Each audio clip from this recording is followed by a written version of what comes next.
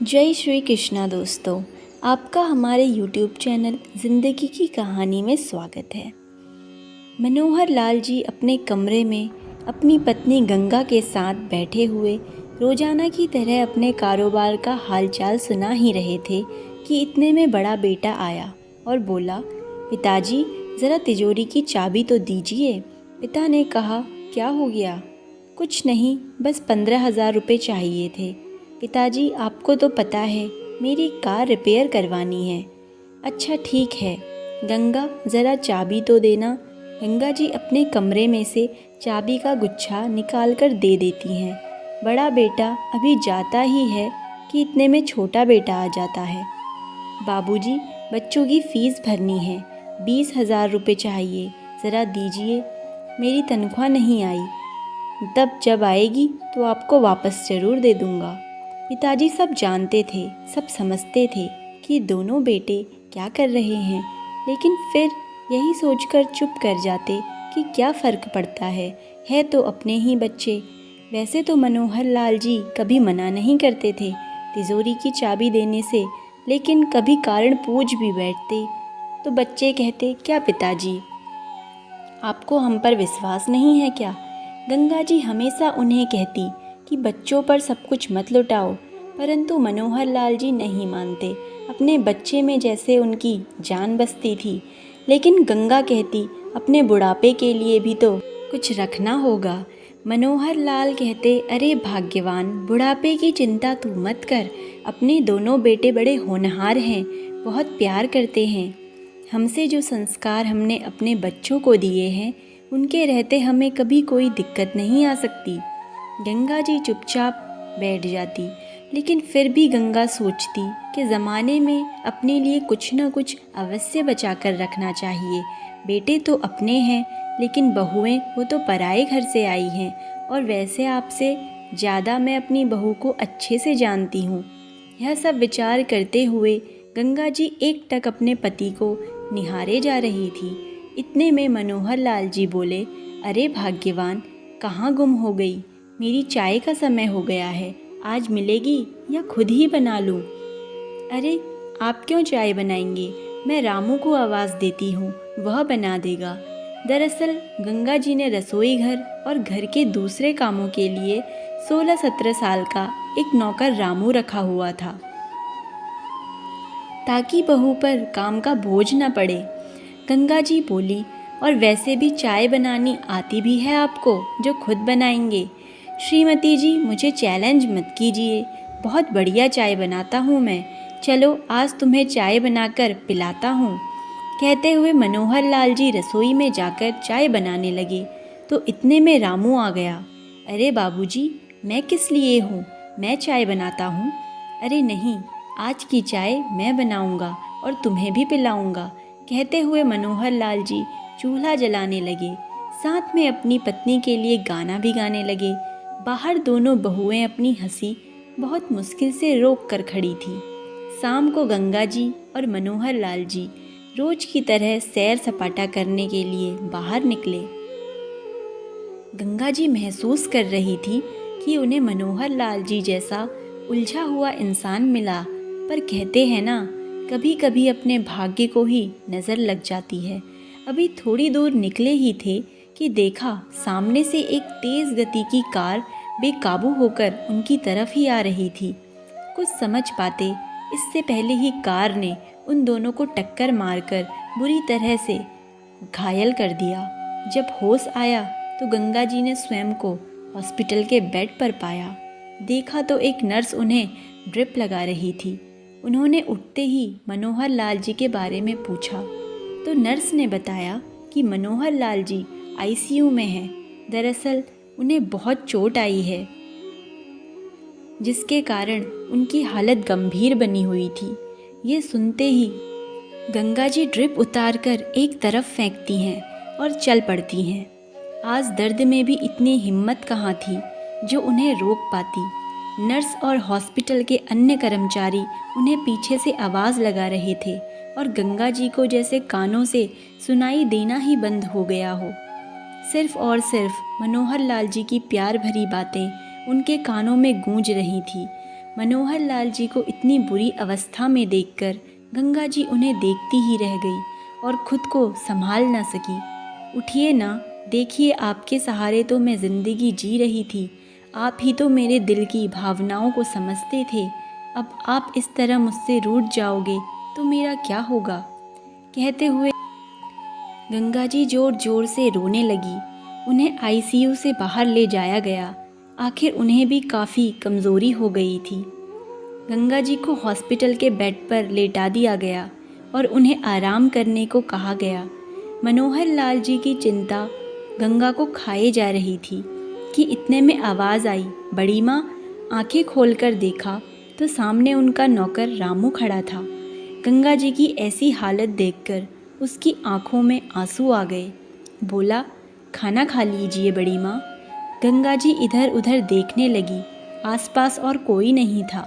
रामू बोला, सब लोग घर चले गए थे तो मुझे लगा आप हॉस्पिटल में अकेली हैं तो आपका हालचाल जानने आ गया। आते आते थोड़ा खाना भी ले आया। रामू का स्नेह देखकर गंगा जी को कुछ हौसला हुआ।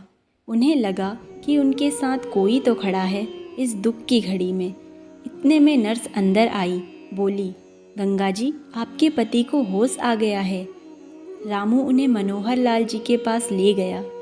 मनोहर लाल जी होश में तो थे परंतु अपने हाथ पैर नहीं हिला पा रहे थे। यह देखकर गंगा जी दर्द और चिंता से भर गईं, लेकिन अपने पति के सामने कमज़ोर नहीं पड़ना चाहती थी।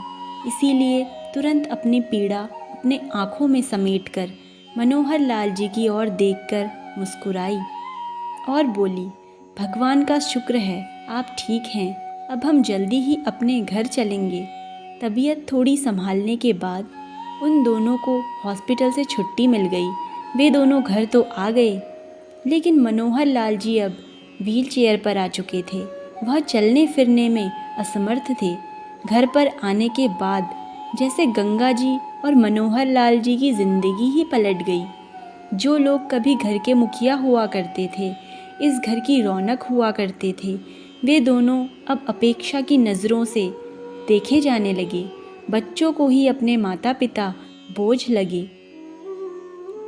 मनोहर लाल जी की दवा पानी सब गंगा जी ही करती थी। एक दिन रामू किसी काम से बाजार गया था तो गंगा जी ने अपनी छोटी बहू से कहा, बेटा अपने बाबूजी के लिए कम नमक मिर्च का थोड़ा सा दलिया बना दो। तो बहू ने जवाब दे दिया, माँ जी हमें और भी बहुत सारे काम हैं और पिछले कुछ दिनों से जो घर की हालत चल रही थी, हम किटी पार्टी में भी नहीं जा पाए। आप यह काम खुद ही कर लीजिए तो अच्छा होगा। कहते हुए बहुत तैयार होकर किटी पार्टी में चली गई। कभी गंगा जी बेटों को दवा या फल लाने को कहती तो कोई न कोई बहाना बनाकर इनकार कर देते। बेटों का साथ देने बहुएं भी आ जाती।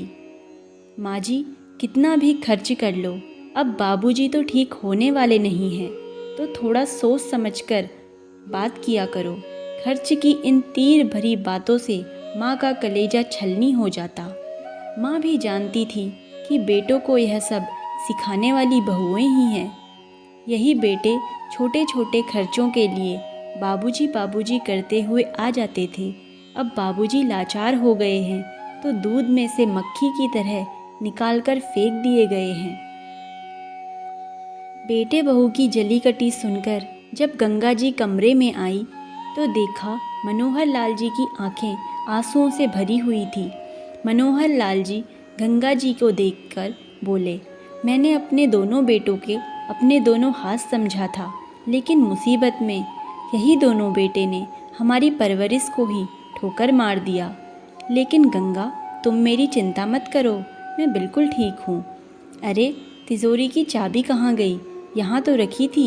इधर उधर देखते हुए गंगा जी बोली।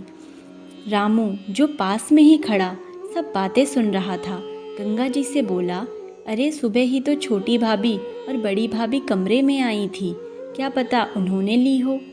यह सब सुनते ही गंगा जी चौंक गई, लेकिन खुद को संभालते हुए बहू के पास पहुंची। बहू वो तिजोरी की चाबी क्या तुम्हारे पास है? गंगा जी थोड़ा सकुचाते हुए बोली, बहुएं तो जैसे तैयार ही खड़ी थी चिल्लाने को। माँ जी, आप तो पैसा लुटाने में ऐसी लगी हुई हैं जैसे कि पैसे पेड़ पर लग रहे हों। अब तो आपके पति की कमाई भी नहीं रही, इसीलिए पैसों को कैसे बचाना है यह हम अच्छी तरह जानते हैं। अब वह चाबी आपको नहीं मिलेगी। बहू का बेशर्मी भरा जवाब सुनकर गंगा जी हैरानी से उन्हें देखती रह गईं। अगले दिन जब गंगा जी सोकर उठी तो देखा मनोहर लाल जी को थोड़ा सा बुखार था।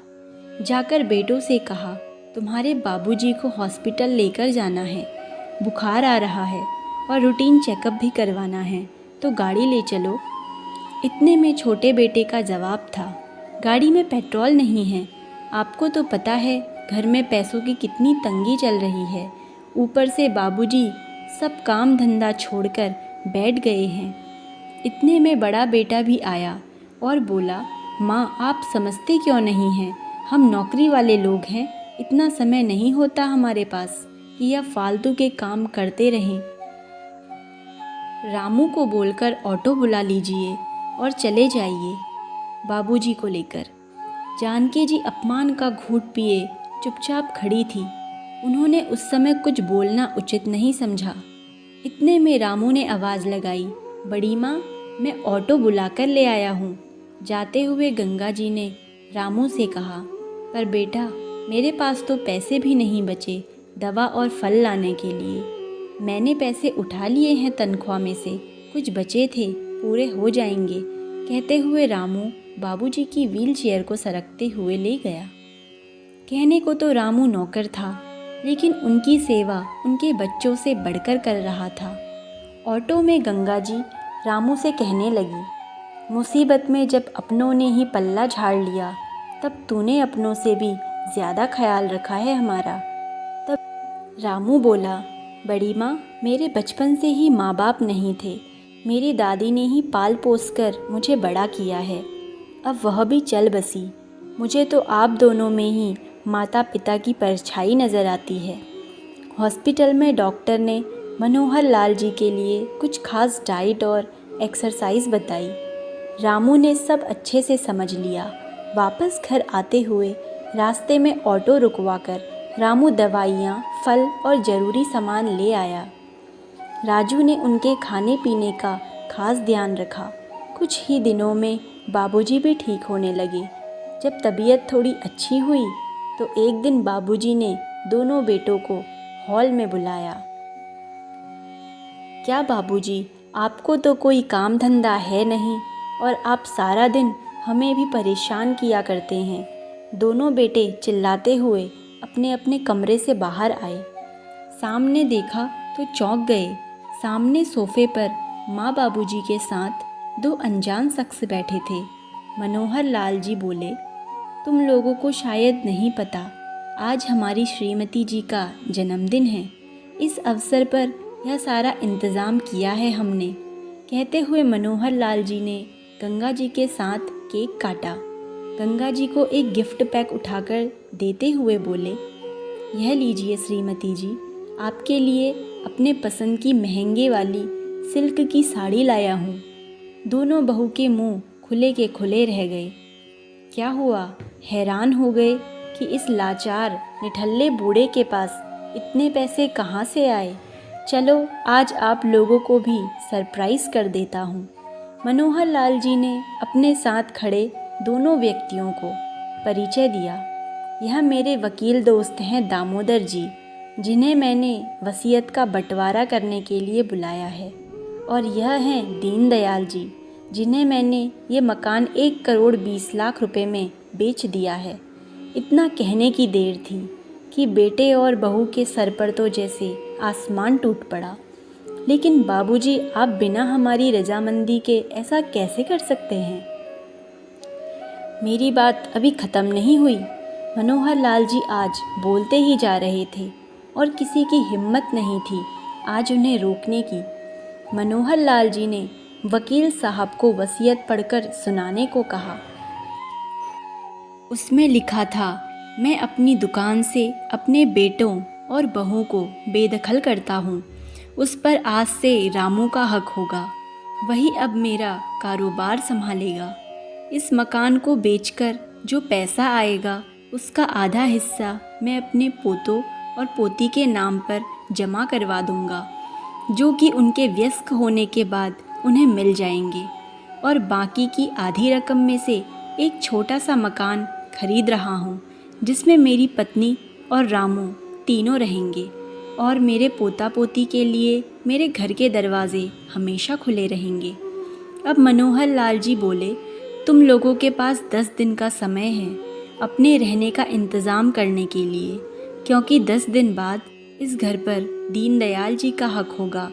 मैं अभी तक तो इसी भ्रम में था कि मेरे 2 बेटे हैं जो बहुत होनहार हैं, परंतु क्या सचमुच मेरे दोनों बेटे मेरे अपने हैं? यहाँ सब अपने अपने स्वार्थ में जी रहे हैं। मैं तो मिथ्या भ्रम में पड़कर खुश हो रहा था कि यहाँ सब मेरे अपने हैं। शुक्र है भगवान का जो हमें ऐसा दुख दिखाया, जिसके कारण मुझे दुनिया की असलियत साफ दिखाई देने लगी है। मुसीबत के समय में तुम्हें सिर्फ और सिर्फ वैसा ही दिखाई दे रहा था। अरे मैं तो कब से इस दुनिया से गुजर गया होता, अपने लाचार बेकार शरीर के साथ कब तक जीता। यह सब मेरी पत्नी और रामू की ही सेवा का फल है, जो आज मैं बिल्कुल तंदुरुस्त हूँ। असल में बेटे का फर्ज तो सिर्फ राजू ने ही निभाया है। बेटे बोले, पिताजी वह नौकर है और इसे नौकर की जगह पर ही रखिए, आपके बेटे हम हैं।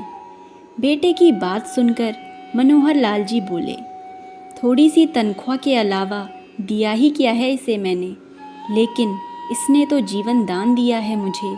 मेरे और मेरी पत्नी की बुढ़ापे की लाठी बना है यह। अब तो दोनों बेटे बहुएं माँ जी के चरणों में गिर पड़े और बोले, हमसे बहुत बड़ी गलती हो गई माँ जी, आप ही कुछ समझाइए बाबूजी को। हम लोग आपके ही तो बच्चे हैं, और फिर रिश्तेदार क्या बोलेंगे, यह भी तो ज़रा सोचिए। बहू को माँ जी से कुछ उम्मीद थी, लेकिन गंगा जी उनकी उम्मीद पर पानी फेरते हुए बोली, यह बात तब याद क्यों नहीं थी जब तुम लोगों के सामने लाचार होकर मैं तुम्हारे बाबूजी की ज़िंदगी की भीख मांग रही थी। और फिर रिश्तेदार जो कहेंगे सो कहेंगे, मुझे उनकी कोई चिंता नहीं है।